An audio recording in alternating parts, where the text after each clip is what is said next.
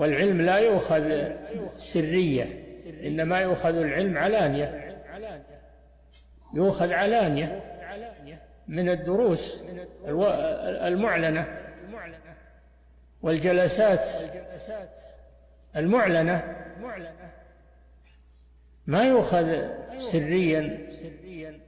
ولهذا يقول عمر بن عبد العزيز رضي الله عنه: إذا رأيت قوما يتناجون في شيء من أمور الدين، يتناجون بينهم أو يتسارون بينهم في شيء من أمور الدين، فاعلم أنهم على باب ضلالة أو مفتتحوا باب ضلالة. وقد صدق رحمه الله، وظهر معنى كلامه لما جرب الناس هذه الانعزالات من أبنائهم.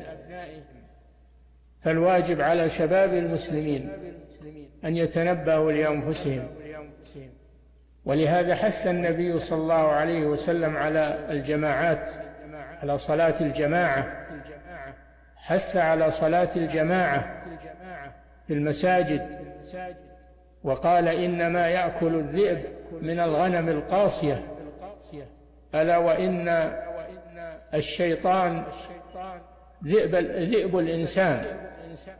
الشيطان يقصد دعاة الضلال من شياطين الإنس والجن، كلهم شياطين، ويأخذون القاصي من شباب المسلمين ومن أبناء المسلمين، ويحرفونه إلى هواهم وإلى مبادئهم.